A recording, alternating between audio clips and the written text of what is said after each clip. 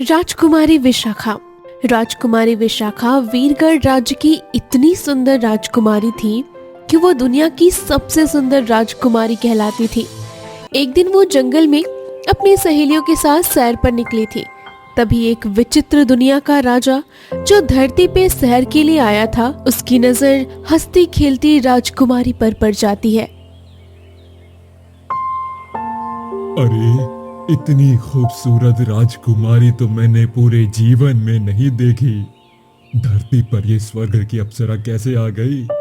मुझे इसे किसी भी कीमत पर अपनी रानी बनाना होगा। ये सिर्फ मेरी होगी। लेकिन मेरा चेहरा इतना डरावना है, ये तो मुझसे विवाह के लिए हाँ नहीं करेगी। एक काम करता हूँ, इसे जबरदस्ती अपनी दुनिया में ले जाऊंगा। वो एक भिखारी का रूप धर लेता है और अदृश्य होकर महल के दरवाजे पर पहुंच जाता है। मुझे कुछ खाने को दे दो, मुझे बहुत भूख लगी है। मुझे महाराज से मिलना है। मैंने सुना है महाराज बहुत दयालु हैं। तुम तो भिखारी हो, जाओ यहाँ से। महाराज अभी पूजा कर रहे हैं, किसी से नहीं मिल सकते वो। नहीं, मुझे महाराज से मिलना ही है। अरे कौन शोर मचा रहा है? एक भिखारी है जो जबरदस्ती अंदर घुसने की कोशिश कर रहा है। आने दो महाराज, किसी को भूखा नहीं जाने देते। विचित्र राजा मुस्कुराते हुए अंदर जाता है और दरबार में पहुंचता है। अरे तुम कौन हो और यहाँ क्यों आए हो? महाराज, मुझे भोजन चाहिए। मैं कई दिनों से भूखा हूँ। आपका राज्य बहुत सुखी है, इसीलिए आपके पास चला आया।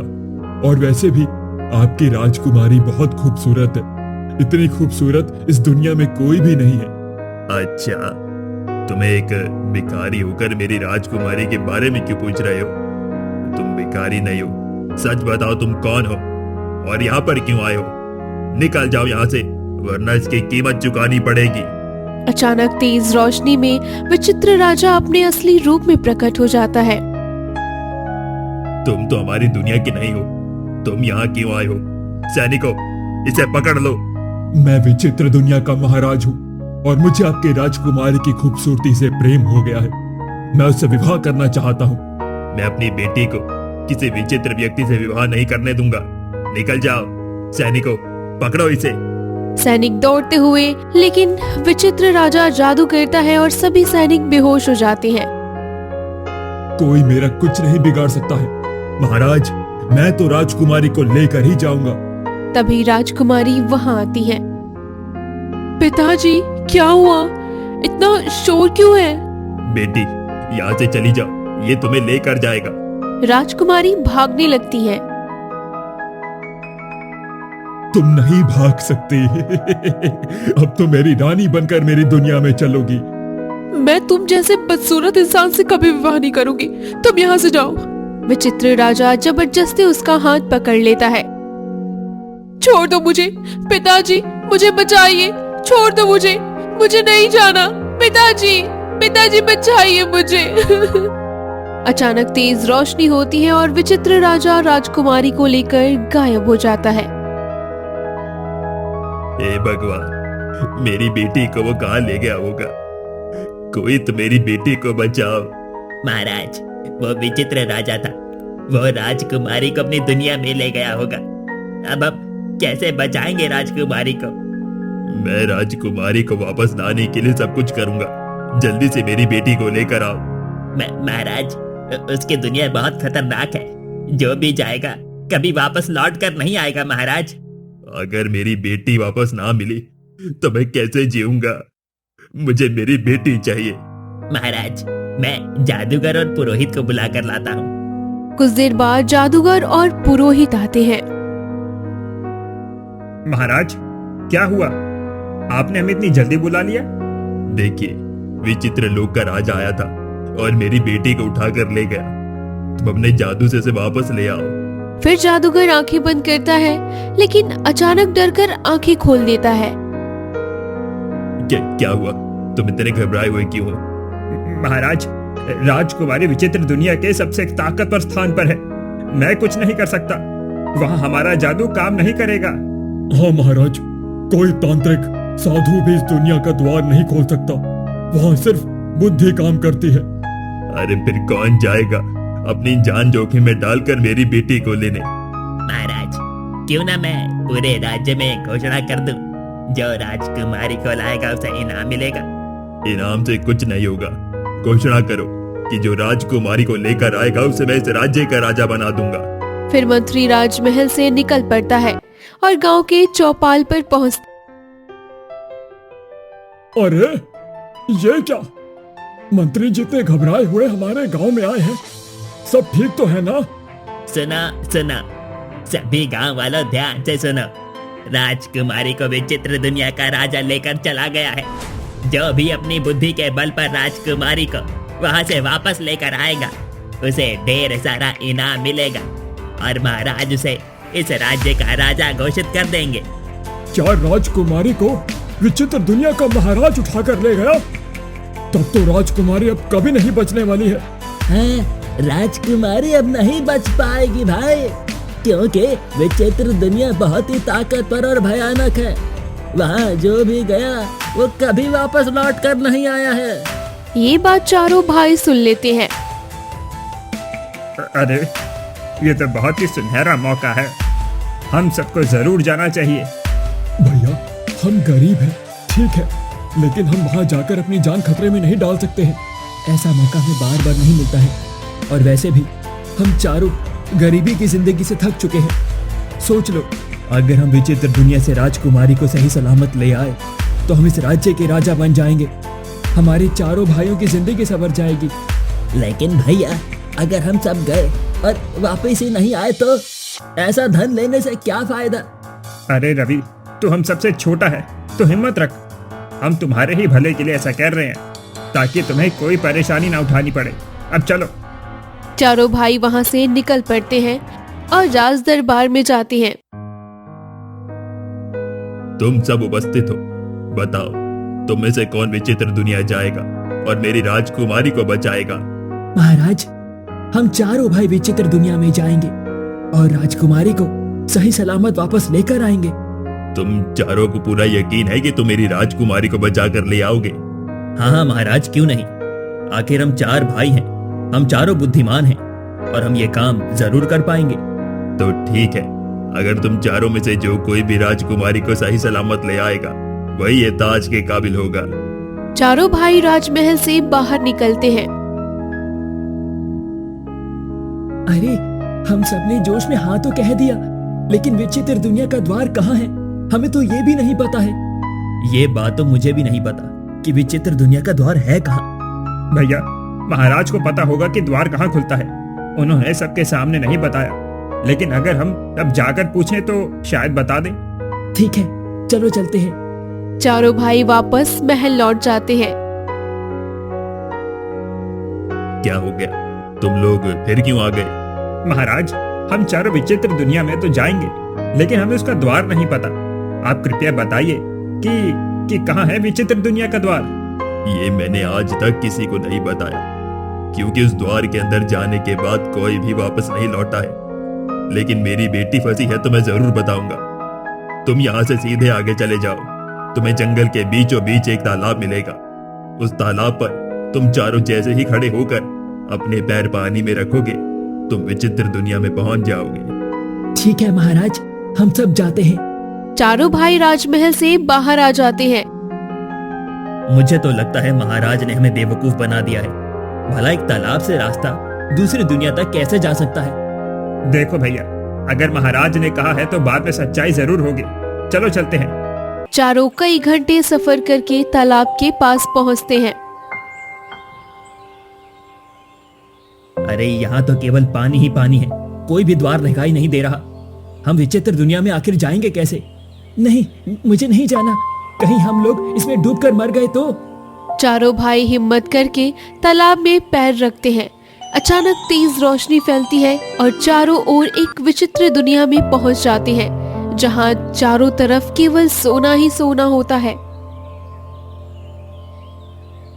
अरे, यहाँ पर तो इतना सारा खजाना है। देखो, खाली खजाने का पहाड़ है।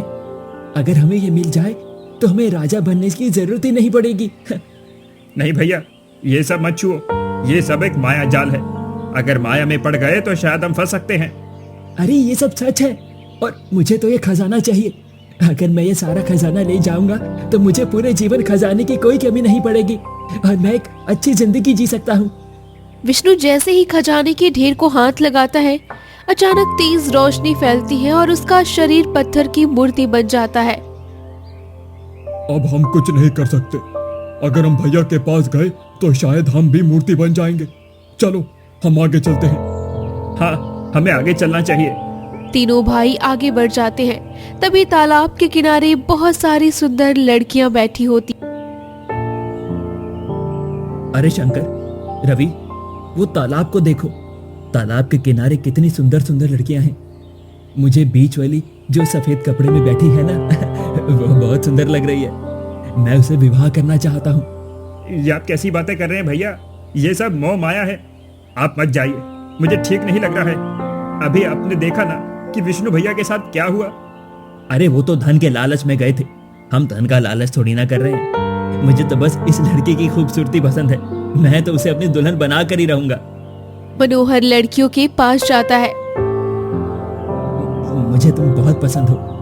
मैं तुमसे विवाह करना चाहता हूँ। क्या तुम मुझसे विवाह करोगी? हाँ, क्यों नहीं। तुम भी दिखने में बहुत सुंदर हो और मुझे बहुत पसंद हो। आओ मेरे साथ चलो, आज ही हम विवाह कर लेते हैं। जैसे ही लड़की उसके हाथ को पकड़ती है, अचानक मनोहर एक नाव में बदल जाता है और सारी लड़कियां गायब हो जाती हैं। ये क्या, मनोरमा भैया तो नाव बन गए। हे भगवान, मैंने पहले ही मना किया था। अब हम क्या करें? हमारे दोनों भाई फंस गए। भैया, हम दोनों बचे हैं। हमें हर कीमत पर सही सलामत आगे बढ़ना है। हाँ, चलो। दोनों आगे बढ़ते हैं। तभी पीछे से एक रहस्यमयी आवाज आती है। रुक जाओ, आगे मत जाओ, आगे खतरा है। पीछे मुड़कर देखो, तुम्हारे दोनों भाई तुम्हारा इंतजार कर रहे हैं। रुक जा मेरे भाई, पीछे देख, मैं फिर से इंसान बन गया हूँ। मुझे यकीन नहीं हो रहा। शंकर, रवि, पीछे देखो मेरे भाई। हमें पीछे मुड़कर देखना चाहिए रवि। नहीं नहीं, हमने अपनी आंखों से देखा है। भैया एक नाव बनकर पानी में तैर रहे थे और विष्णु भैया पत्थर की मूर्ति बने हैं। पीछे जो आवाज है वो भ्रम है। पीछे मत देखना, वरना हम भी फंस जाएंगे। अरे नहीं, मैं अपने भाइयों को बचाऊंगा। शंकर पीछे मुड़ता है। तभी तेज रोशनी फैलती है और शंकर एक चिड़िया बनकर उड़ जाता है। ये क्या? मैंने कितना समझाया था भैया को पीछे मत देखने के लिए, लेकिन ये भी फंस गए। अब मैं क्या करूं? मुझे आगे बढ़ना होगा और किसी भी भ्रम में नहीं फंसना है। अगर मैं फंस गया तो राजकुमारी को नहीं बचा पाऊंगा। रवि आगे बढ़ता है। कई घंटे चलने के बाद एक काला महल दिखाई देता है। इतना भयानक काला महल, यही वो विचित्र राजा होगा। मुझे अब जाकर उससे मिलना होगा और अपनी बुद्धि से काम लेना होगा। रवि काले महल में प्रवेश करता है। तुम कौन हो और यहाँ क्या कर रहे हो? मेरी दुनिया में आने की हिम्मत कैसे हुई? अब तुम नहीं बचोगे। महाराज, मैं तो बस आपके लिए एक तोहफा लेकर आया हूँ। मेरे लिए तोहफा? तुम्हें कैसे पता चला कि मैं राजकुमारी से विवाह करने वाला हूँ? महाराज, मैं एक जादूगर हूँ और मैं अपनी शक्ति से आपकी दुनिया देख सकता हूँ। इसीलिए आपको बधाई देने के लिए आया हूँ और आपको एक तोहफा भी देना चाहता हूँ। तुम्हारे तोहफे का मैं क्या करूंगा? राजकुमारी तो मुझसे विवाह के लिए तैयार ही नहीं है। दिन रात रोती रहती है। महाराज, मैं जादूगर हूँ। मैं राजकुमारी को विवाह के लिए मना लूंगा। आप बस मुझे बता दीजिए कि वो है कहाँ। क्या सच में तुम ऐसा कर सकते हो? अगर तुमने ऐसा कर दिया तो मैं बहुत खुश हो जाऊंगा। अरे बिल्कुल महाराज, आप जैसा महान योद्धा, उसे कौन विवाह करने से मना करेगा? सैनिक, इस जादूगर को राजकुमारी के पास ले जाओ, जल्दी जाओ। ठीक है महाराज। विचित्र सैनिक रवि को एक अंधेरे कमरे तक ले जाते हैं। कौन आया है? मुझे जाने दो, मैं अपने पिता के पास जाना चाहती हूँ। तुम बाहर ही पहरा दो, मुझे राजकुमारी को मनाना है, तभी तो वो विवाह के लिए हाँ करेंगी। सैनिक बाहर चला जाता है। तुम कौन हो? और चले जाओ यहाँ से। तुम कितने भी बड़े जादूगर क्यों ना हो, उस डरावने व्यक्ति से विवाह नहीं करूंगी मैं। मैं आपको बचाने के लिए आया हूँ। बस मैं जैसा कहता हूँ आप ऐसा करते जाइए। तो मुझे बचाने आए हो, पर वो बहुत शक्तिशाली है, वो तुम्हें भी मार देगा। चले जाओ यहाँ से। आप चिंता मत करिए राजकुमारी, मेरी बुद्धि से कोई नहीं जीत पाया है। जैसे ही विचित्र राजा आए आप उससे विवाह के लिए हाँ कह दीजिए, बाकी सब मैं संभाल लूंगा। ठीक है, वैसे भी यहाँ मैं कैदी हूँ। अगर तुम्हारी मदद से मैं यहाँ से बाहर निकल सकती हूँ तो ये मेरे लिए सौभाग्य की बात है। ठीक है, तो मैं अभी जाता हूँ और जैसे ही आप उसके सामने आए तो आप बस हाँ कर देना। रवि अंधेरे कमरे से बाहर निकल जाता है और रवि दरबार में जाता।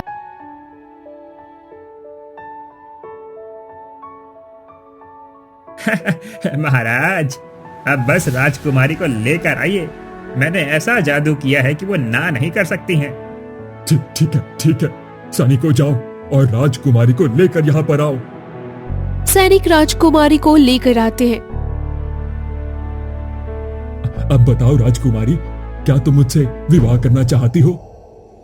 मुझे माफ कर दीजिए महाराज, मुझे नहीं पता था कि आप इतने शक्तिशाली हैं। आपके सामने सभी सिर झुकाते हैं। अगर ऐसा व्यक्ति मेरा पति बने तो मेरे लिए तो सौभाग्य की बात है ना। मैं खुशी खुशी आपसे विवाह करने के लिए तैयार हूँ। अरे वो जादूगर, तुमने तो ऐसा क्या कर दिया? देखो तो राजकुमारी एक ही बार में हाँ कर रही है। मैं तो बहुत खुश हूँ। सैनिकों जाओ और आज ही हम राजकुमारी से विवाह करेंगे। जाओ जाओ, विवाह की तैयारी करो। सैनिक दौड़ कर जाते हैं और विवाह की भव्य तैयारी होती है। राजकुमारी दुल्हन बनकर मंडप में बैठी थी। रवि धीरे से विचित्र राजा के पास जाता है। क्या हो गया जादूगर? अब तुम मेरे पास क्यों आए हो? क्या कहना चाहते हो? महाराज, मुझे एक बात कहनी थी। एक छोटी मुंह और बड़ी बात, लेकिन कहूँ या ना कहूँ, कैसे कहूँ समझ में नहीं आ रहा है। अरे तुमने मुझे इतनी बड़ी खुशी दी है, राजकुमारी ने हाँ कर दी। बताओ ना, तुम कुछ भी कहोगे मुझे बुरा नहीं लगेगा। महाराज, आप दुनिया की सबसे खूबसूरत राजकुमारी से विवाह कर रहे हैं। यह राजकुमारी इतनी खूबसूरत है, इसके सामने आप बहुत ही बदसूरत लग रहे हैं। ये क्या कह रहे हो तुम? तुम्हारी इतनी हिम्मत कि तुम मेरे सामने मेरे मुंह पर ऐसी बात कर रहे हो? तुम्हें इसकी भारी कीमत चुकानी पड़ेगी। महाराज चिंता मत करिए, मैं एक जादूगर हूँ। मैं राजकुमारी को विवाह के लिए हाँ करवा सकता हूँ, तो मैं आपको खूबसूरत भी तो बना सकता हूँ। आप मुझ पर भरोसा करके देखिए। तुम भला मुझे कैसे खूबसूरत बना सकते हो? मेरा तो चेहरा ही जन्म से ऐसा है, और ऐसा शरीर तुम कभी भी खूबसूरत नहीं बना सकते हो, पता है मुझे। महाराज, मैं कोई साधारण जादूगर थोड़ी ना हूँ। मैंने पूरे 50 लोगों की बलि देकर ऐसी शक्तियाँ हासिल की हैं। अब मैं आपको बस एक जादुई मिट्टी दूंगा। आप बस वो मिट्टी अपने चेहरे पर लगा लेना, उसी से देखना आप इतने खूबसूरत हो जाएंगे कि राजकुमारी वैसे ही आपसे विवाह के लिए हाँ कर देगी, और उसके बाद तो आपसे बेइंतहा प्रेम करने लगेगी। ठीक है, अगर तुम ऐसा कर सकते हो तो मुझे मंजूर है। वो जादुई मिट्टी जल्दी दो, मैं उसे अपने चेहरे पर लगा लेता हूँ ताकि मैं खूबसूरत बन जाऊं। रवि थैले से जादुई मिट्टी निकालकर उनके हाथ में रख देता है। विचित्र राजा जैसे ही मिट्टी लगाता है, चेहरा जलने लगता है। ये क्या हो रहा है? मेरा चेहरा जल क्यों रहा है? तुमने मुझे धोखा दिया। ये क्या था? महाराज, ये कोई साधारण मिट्टी नहीं थी। ये एक साधु महाराज की मिट्टी थी। उन्होंने बहुत सिद्धि करके मिट्टी प्राप्त की है और मुझे दी थी। इससे आपकी सारी मायावी शक्ति टूट जाएगी और आप हमेशा के लिए जलकर भस्म हो जाएंगे। मैं तुम्हें जिंदा नहीं छोड़ूंगा। रुक जाओ सैनिकों, इसे ले जाओ और जान से मार दो। तभी रवि मिट्टी सैनिकों पर फेंक देता है, जिससे सैनिक जलकर राख हो जाते हैं। नहीं, ये क्या हो रहा है? मेरा शरीर नहीं, ऐसा नहीं हो सकता। मुझे ठीक करो, वरना मैं तुम सबको मार दूंगा, किसी को भी जिंदा नहीं छोड़ूंगा। विचित्र राजा पूरी तरह भस्म हो जाता है। मुझे यकीन नहीं हो रहा कि तुमने अपनी बुद्धि के बल पर विचित्र राजा को इतनी आसानी से मार दिया, वो भी उसकी ही दुनिया में। मुझे तुम पर पूरा भरोसा हो गया है कि तुम सच में बहुत बुद्धिमान हो, लेकिन हम इस दुनिया से वापस कैसे जाएंगे? चिंता मत करिए राजकुमारी, जैसे ही ये मारा कुछ ही क्षण में इसकी पूरी दुनिया भी खत्म हो जाएगी और फिर हम खुद ही अपनी दुनिया में चले जाएंगे। तभी तेज रोशनी होती है, तीनों भाई इंसानी रूप में आ जाते हैं और सभी उस विचित्र दुनिया से सीधे राजमहल द्वार पर आ जाते हैं। ये क्या हो गया? मैं तो पत्थर की मूर्ति बन गया था और हम सब विचित्र दुनिया में फंसे थे। हम यहाँ कैसे आ गए? मैं भी तो नाव बन गया था। हाँ भैया, राजकुमारी भी है और हम सब भी सही सलामत वापस भी आ गए हैं। पर ये कैसे हुआ? तुमने विचित्र राजा को कैसे हराया और हम सबको कैसे ठीक किया? भैया बस यूं समझ लो कि मैंने अपनी बुद्धि लगाई और सब सही सलामत वापस आ गए। अब चलिए, महाराज बहुत व्याकुल होंगे। हाँ रवि चलो। वे राज दरबार में जाते हैं। ये क्या? तुम सही सलामत वापस आ गए। मेरी पुत्री, तुम ठीक तो हो ना? उसने तुम्हें कोई नुकसान तो नहीं पहुंचाया? नहीं पिताजी, मैं ठीक हूँ और मुझे कुछ नहीं हुआ। भला हो रवि का, अगर इसने अपनी बुद्धि नहीं लगाया होता तो आज मेरा विवाह विचित्र राजा से हो जाता और मैं हमेशा के लिए इस दुनिया में रह जाती। सच में तुमने बहुत अच्छा काम किया है रवि। तुमने मेरी राजकुमारी को सही सलामत विचित्र दुनिया से बचा कर लाए हो। तुम सच में बुद्धिमान हो। पिताजी इतना ही नहीं, उसने तो विचित्र राजा को जादुई मिट्टी से जलाकर भस्म कर दिया है। उसके सारे सैनिकों को भी मार दिया है। ये आप क्या कह रही हैं राजकुमारी? रवि, तुमने वो जादुई मिट्टी कहां से हासिल की? भैया, जब हम लोग राजमहल आ रहे थे उसी वक्त मैं कुछ घंटों के लिए आप लोगों से अलग हुआ था। हाँ, मुझे याद है, तुम कहीं गए थे। हाँ, उसी वक्त मैं एक साधु महाराज के पास गया था और उन्होंने मुझे विचित्र दुनिया के राजा के बारे में सब कुछ बता दिया था। तब साधु महाराज ने मुझे जादू मिट्टी दी थी और कहा था कि मैं इसे थैली में रखकर साथ ले जाऊं। मुझे यकीन नहीं हो रहा कि मेरा छोटा भाई इतना बुद्धिमान है।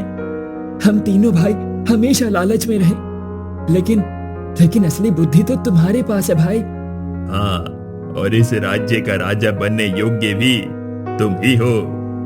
पिताजी, मैं रवि को अपना पति मानती हूँ और उसे विवाह करना चाहती हूँ।